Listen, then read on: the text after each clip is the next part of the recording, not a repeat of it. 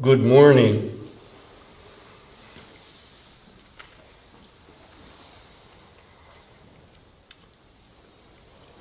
Quote, delusive thoughts and feelings hidden in lotus threads, end quote.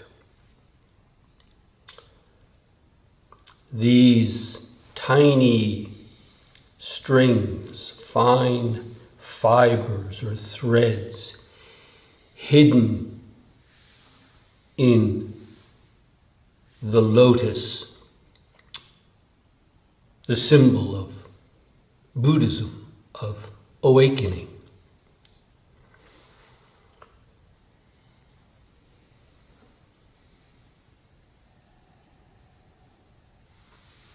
What are these delusive, discursive, defiling thoughts and feelings hidden? We can't easily see them. Hidden, concealed in the threads of this wonderful lotus flower.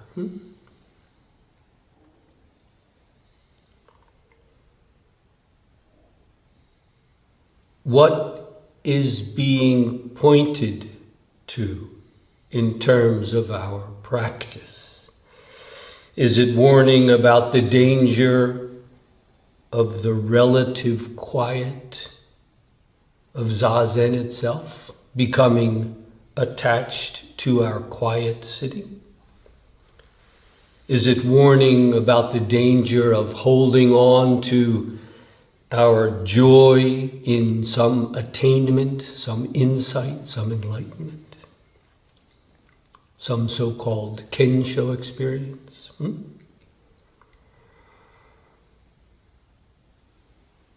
This is a retreat, so it's not the time to go into it, but here in the homeland of the great mystic Meister Eckhart, in his own way, and with naturally Christian terminology, he addresses something, speaks to something very similar when in his Blessed Are the Poor sermon, he states, he challenges perhaps, if there is still a place in your soul where God can enter, you are not yet truly poor. And of course he means poor in the highest and most profound sense, comparable to the genuine emptiness or nothingness of Buddhism. But that's for a conference on comparative religions. This is a retreat. What does this statement, delusive thoughts and feelings hidden in lotus threads, what does it say about our practice here and now?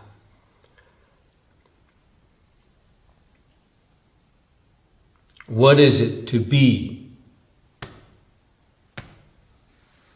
truly settled in the practice?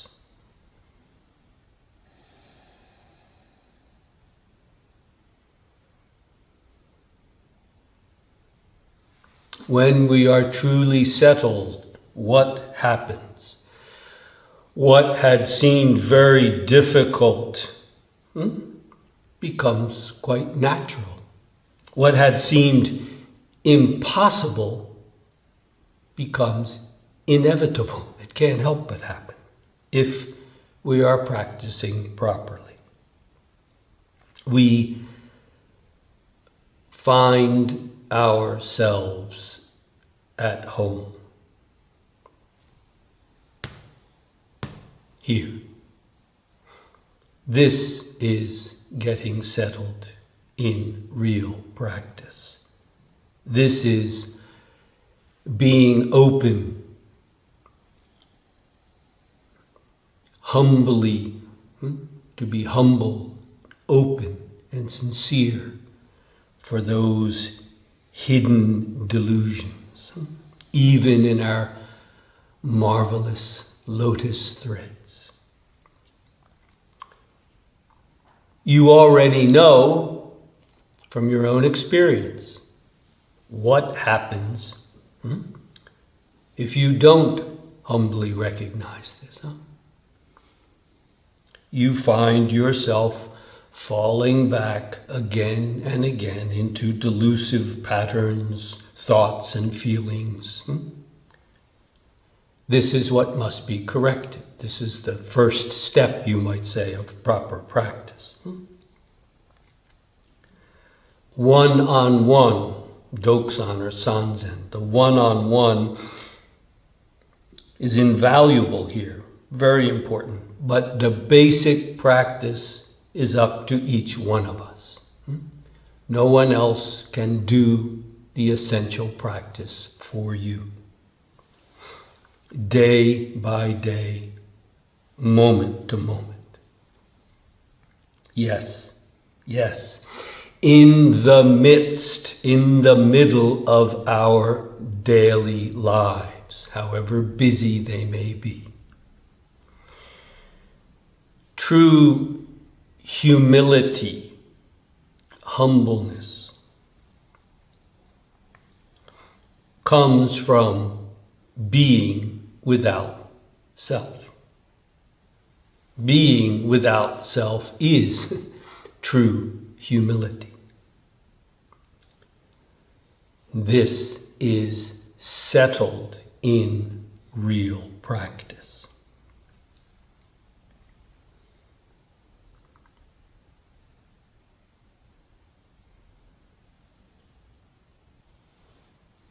Delusive thoughts and feelings hidden in lotus threads.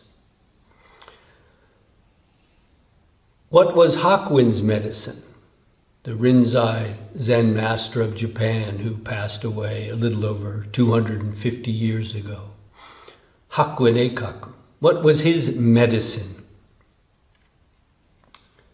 This is what Hakuin says about it. The Mu koan, you all are familiar with the koan of Joshu's Mu. Does the dog have Buddha nature or not? Joshu simply said Wu or Mu, which means nope, nope.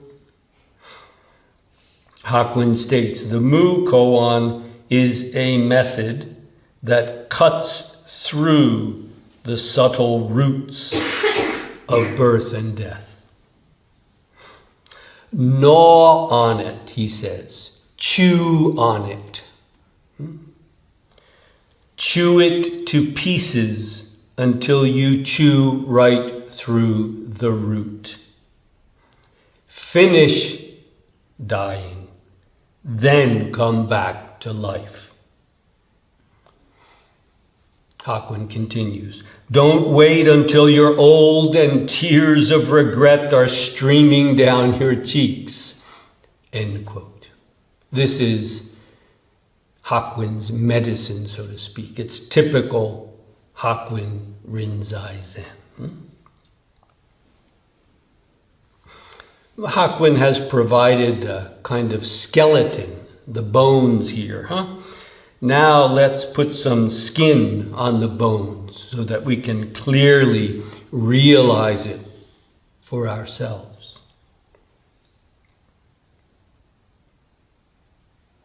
Very simply, we can say the practice is a matter of dis-ease, dukkha, the first noble truth of Buddhism. Dis-ease, the fact that we cannot come to rest in ourselves or in anything else. Dis-ease seen through, come to its own end, undone at its root. It is also spoken of in Buddhism and Zen as the one great matter of life and death, or birth and death. It's the same thing. Uprooted once and for all. Again, if not, you well know from your own experience, don't you? You just keep going round and round in the same painful, pointless circles. For example, perhaps at this retreat, as the days go on, you develop a solid samadhi, concentrated oneness, almost no wandering thoughts. You're really focused. Wonderful. And then a few days after retreat, what happens? You find it falling apart, dispersing, as delusions return.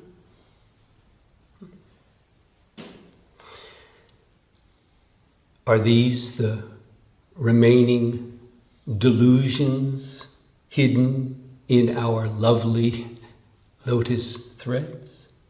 Consider well. Consider well. It may sound like a strange metaphor, a strange image, but it is right on.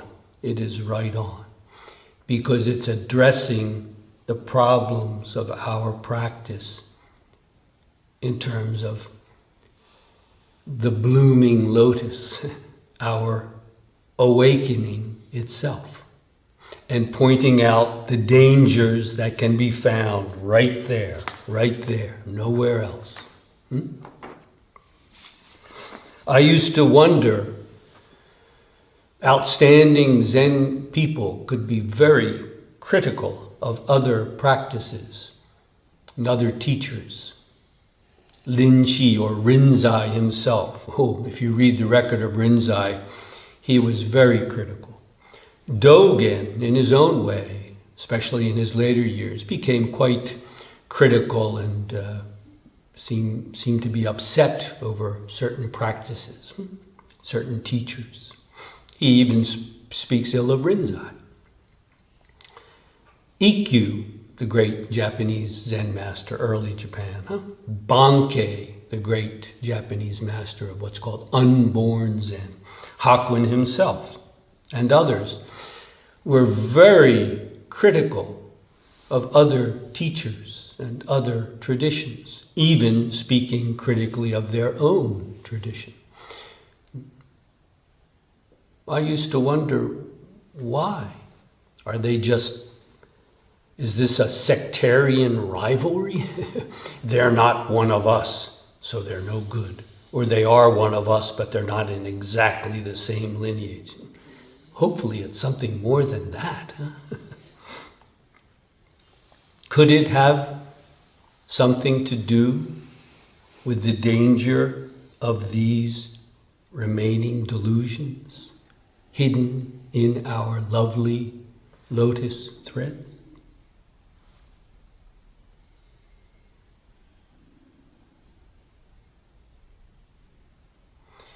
If they're genuine, they're not just talking about some other that they're criticizing. They're talking about what they themselves have gone through. If not, well, they're not Zen teachers.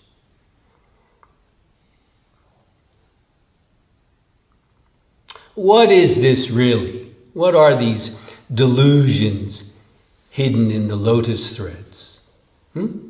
Have you seen them clearly? They're hidden. Do you see? The delusions that are obvious, that you're aware of, they can be dealt with usually with fair ease, because you're aware of them, you see them. It may be difficult, frustrating, it may take some time, but you know, you are aware. But when they're hidden, when you're not aware of them or not allowing yourself to see them, these are the real dangers, you see?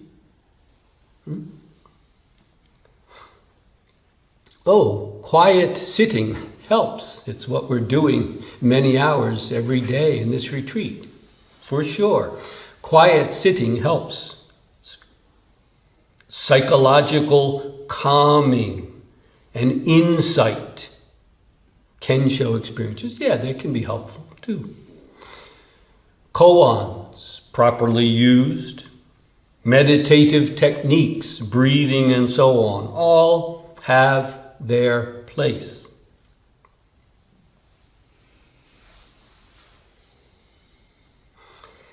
And all of this can be something that we grasp onto and then becomes hidden in our lotus thread, you see?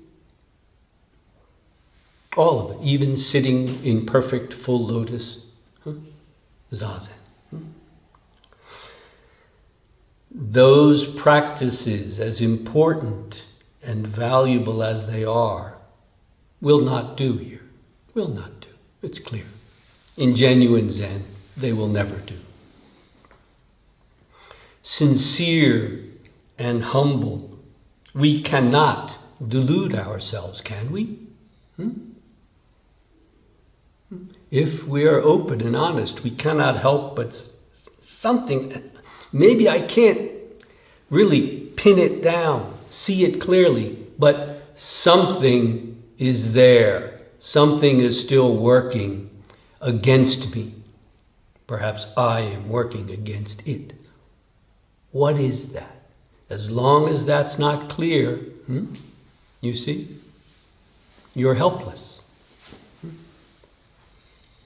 This is the importance, the value of genuine, sustained, continuous practice. Then you cannot help but unearth, bring to light these hidden delusions.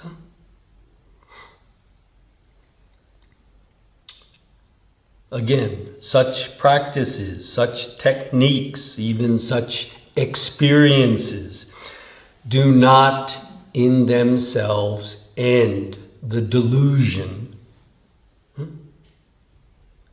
The Bernhard, maybe I would say the dis-ease that is self-delusion. The self-delusion that is the delusion of the self. Is this another way of expressing the delusion hidden in our marvelous lotus threads? Taken wrongly, such delusions, yes, hidden in our lovely lotus, just prolong, continue the dis-ease. You've seen this 100 times in your practice, if you're honest with yourself. Can you deny it?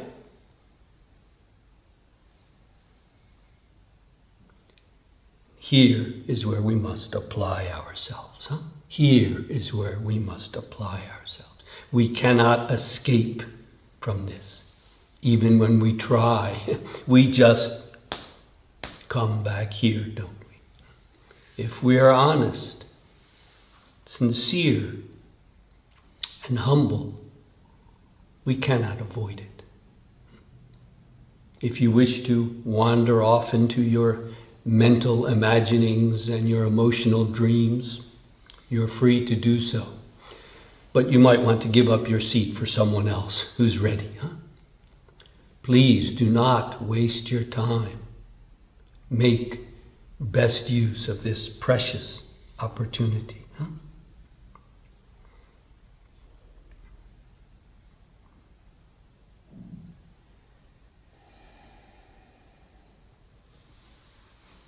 Let us take great care in our practice. Quiet sitting, yes. Insights, fine. Kensho experiences, okay. All can become poison. Toxic poison. A toxic symptom of the dis-ease that remains. As soon as the self, as Hakuin put it, shoulders its experience proudly. Well, it can't see it anymore. It can't see it anymore. Beware. Beware. Otherwise, you have heard it 1,000 times. I have heard it 1,000,000 times. Huh? The result is a kind of Zenistic double think and double talk. This all is fine and peaceful when I'm sitting, but there are still conflicts remaining in my interactions. But they're empty, right? So, I haven't. They're trying to put together their split mind. It doesn't work. It is a symptom of the disease. Is it clear? That very way of thinking is a way of escaping. That's why I call it double think, double talk. Huh? Well, yes, I still have some delusions, maybe hidden somewhere, but they're empty, right? This is bullshit. It doesn't take a Zen master to see through that. Huh? They are trying to put together their split minds, and it doesn't work. They're trying to think their way out of it. A symptom of the disease, isn't it? What are they trying to think their way out of?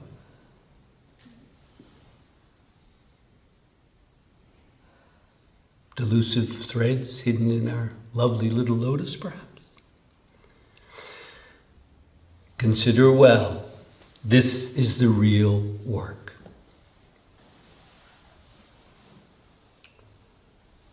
We have everything we need. The images are unmistakable, huh? The gem, the pearl, the diamond is in the palm of your hand. The way begins under your feet. Again, it also ends under your feet. You have everything you need. Then why is the practice so damn difficult at times? Good question. Where does that difficulty really come from? See that, and you are well on your way. Fight against it, and you are making it even more difficult.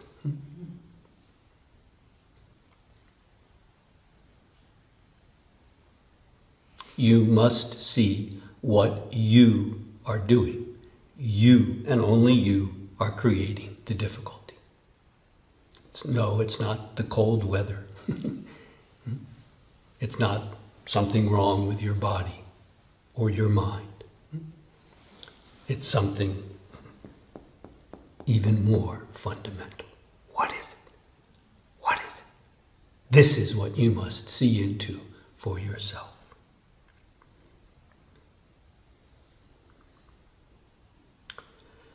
Does anyone have a question or concern from out of the practice? Again, for the benefit of all, please feel free to speak up. If your English is not that good, no problem.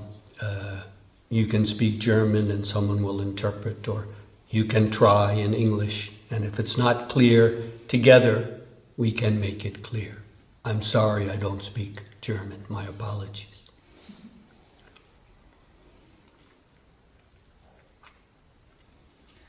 You just said the way begins under the feet and it ends under the feet, but where is this between this?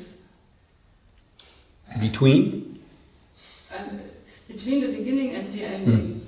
Is under your feet. Always. It's always under our feet. Unless you go off somewhere else. Unless you go off somewhere else. Okay.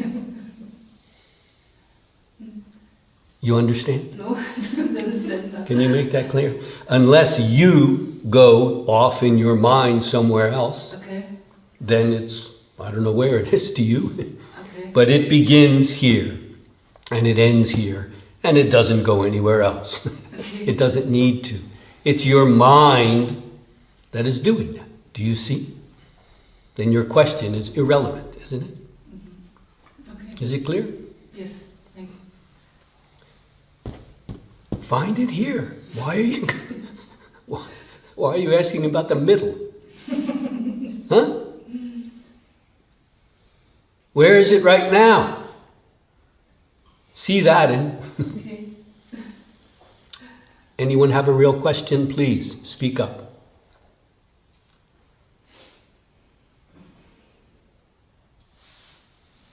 Ursula. I hope it's not a crazy question. Is it enough to see the delusion in the thread? No. It's not. It's essential to see it, because then otherwise you cannot begin to work with it. You don't even recognize it. So you must see it. But good question.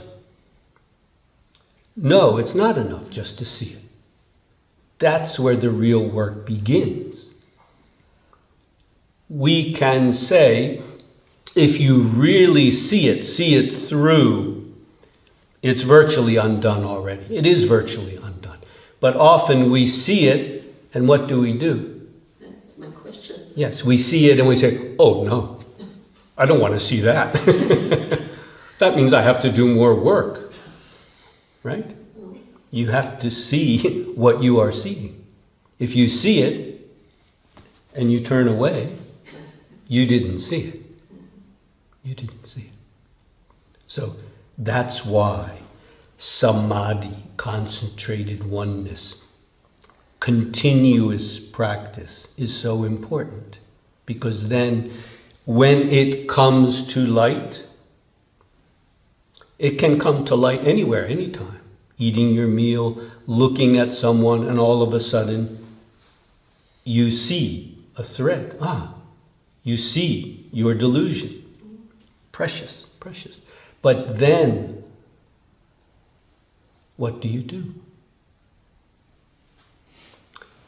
I'll tell you, the ego self will try to run away. And of course, it just creates more havoc. It tightens the threads. It doesn't work. But as we become genuinely settled in the practice, how to say, there's room. And when you see it, eventually you say, thank you. How grateful I am to be shown this. And you open up to it. And then, yes, in a way, the seeing is itself the undoing. But it must be really seen through. You follow? It can't be seen and then, but that's because of him. Well, that's because of her. That's because of my past. That's because of my illness. That's because of my health, whatever. No. You see? Yes. Under your feet. Yeah. So by all means, open up and see it. Is that enough? Is that enough? Hold on to that. You tell me, is it? No. I have to be open. Really see it. And in a way, it is enough. But to really see it is to embrace it fully. Not to turn away. Not to turn away. Okay?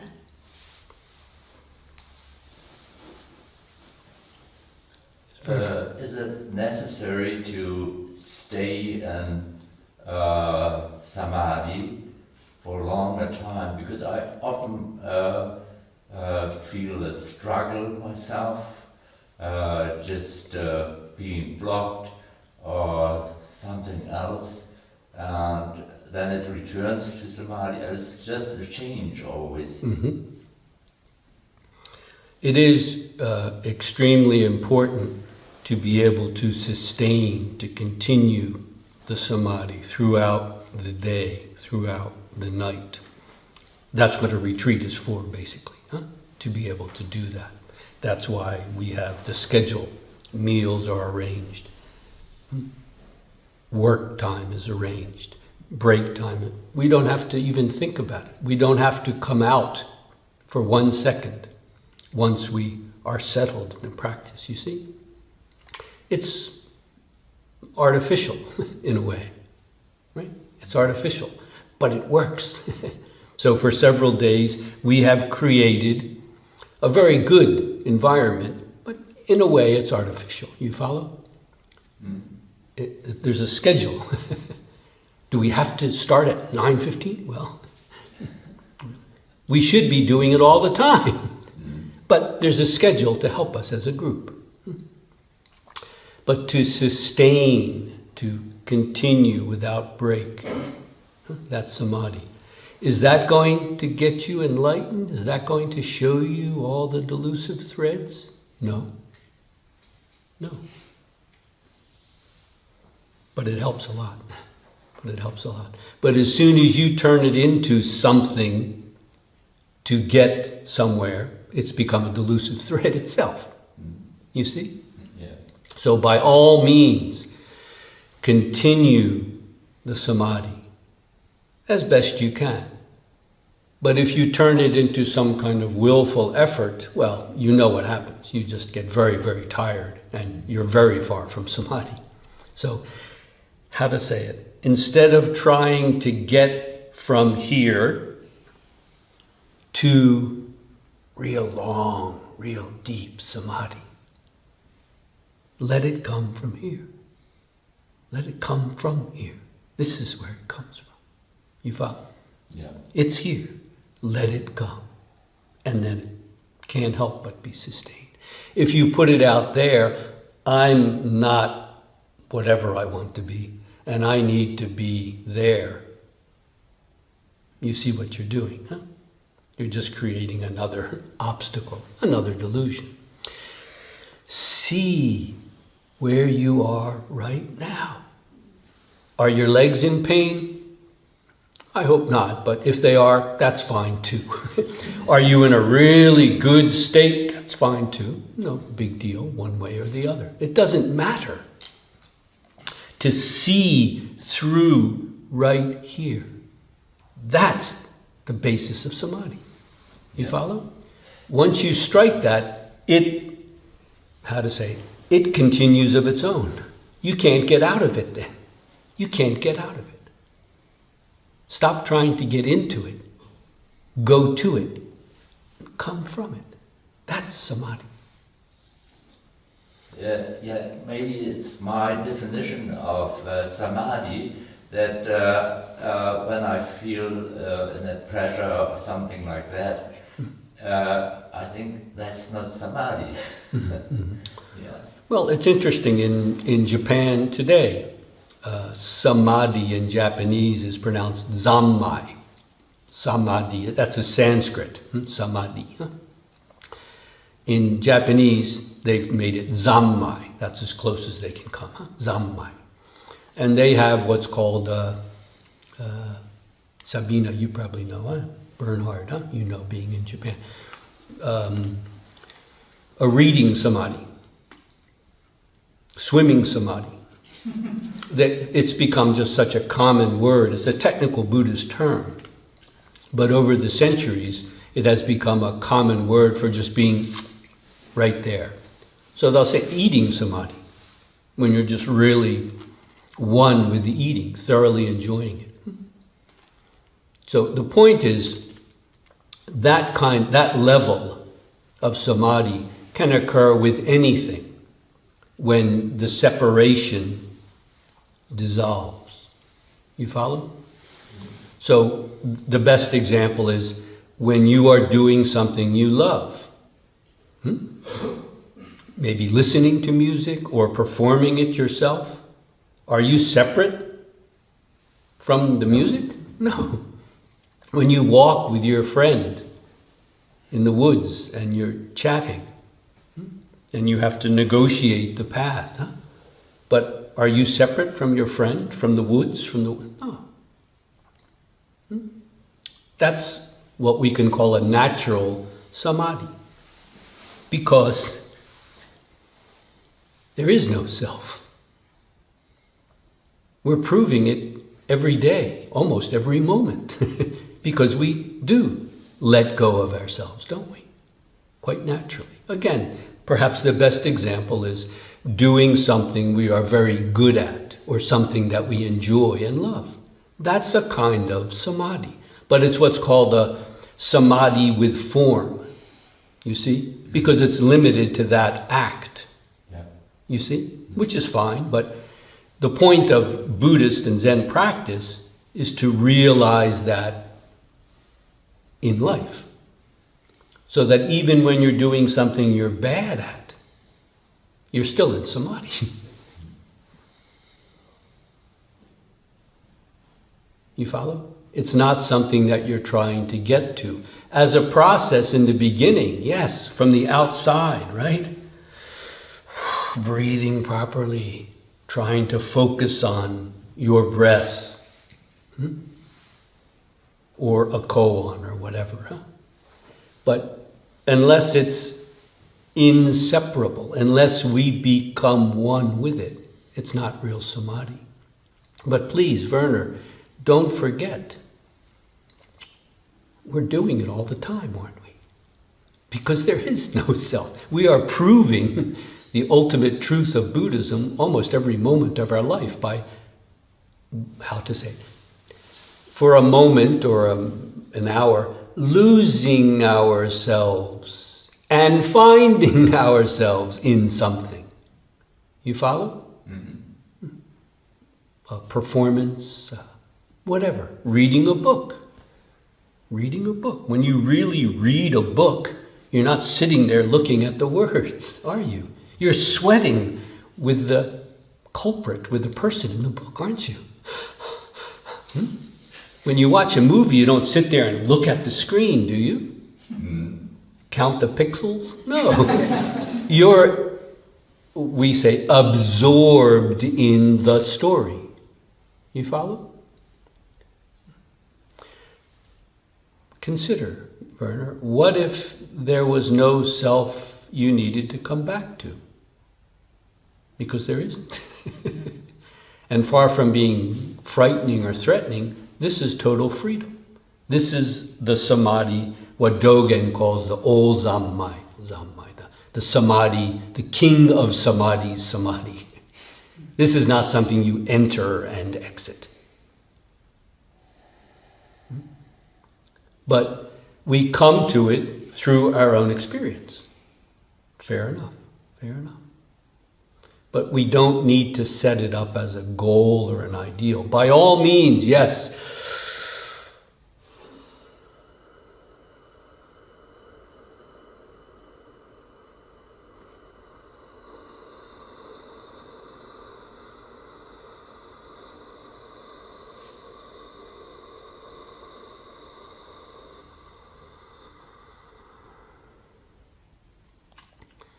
Patiently work on it from this side, but eventually you will see, there is no other side. We are coming from it, not approaching it, going toward it. You follow? You've touched it. You know. Yeah. So, pardon my ambiguity, but I want to say, yes, by all means, work on it. Work on your samadhi, but work on it from here. And you will see, eventually, you can't get out of it. Do you want to say anything else, Werner? No, this helped a lot to something like resolving my definition. Mm-hmm. I hope it's not just the definition. No, it's hard to explain. Yes, yeah, don't worry. Yeah. I trust you see, yes. If anyone else would like to speak up from their own experience, please feel free.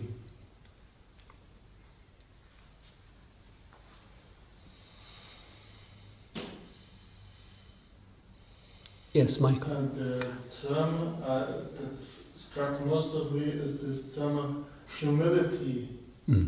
I think this is a very important thing, and if you are humble enough, then you can treat everything as irrelevant. So if you are truly humble and there are some thoughts or some delusions, you can treat them as completely irrelevant if you are humble enough. But how do you practice to be humble? Something different than to practice to concentrate on. Yeah, I don't think there's a practice to be humble. You can try certain techniques. I'm sure if you look in a self-help book, there will be something. But no, there is no way to be humble. Just like there is no way to realize, to be awakened. Meister Eckhart? You know? Meister Eckhart? Yes. He said, "He who seeks God in ways finds ways, and not God, who is beyond ways." He would have made a good Zen master.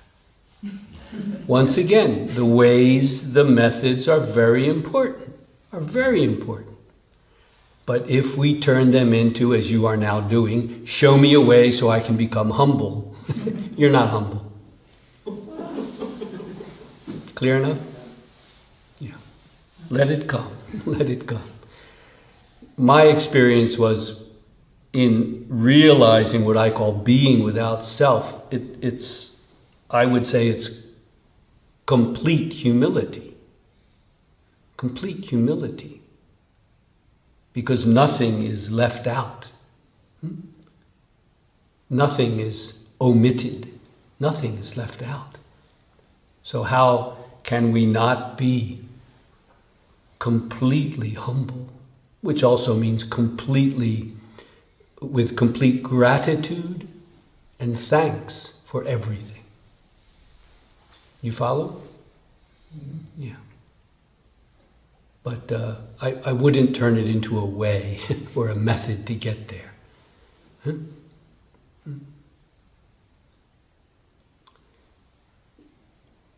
You're genuinely seeking this humility, huh? There's some fine-tuning that needs to be done, but your basic attitude is correct.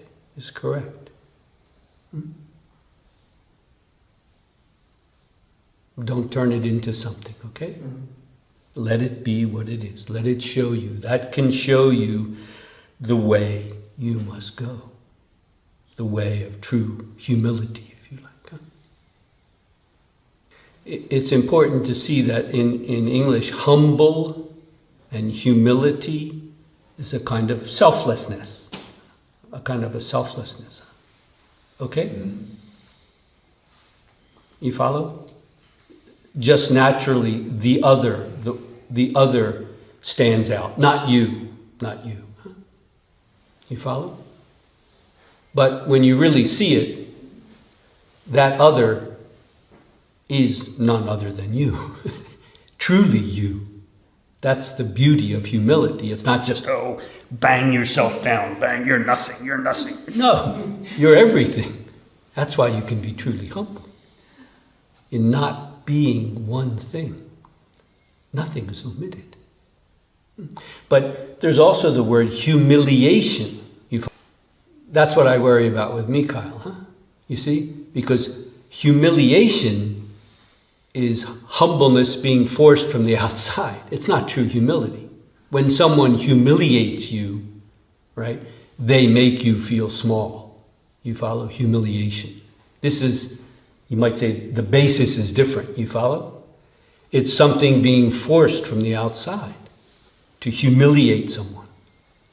On the contrary, true humility or humbleness comes from here, from ourselves, from being without self.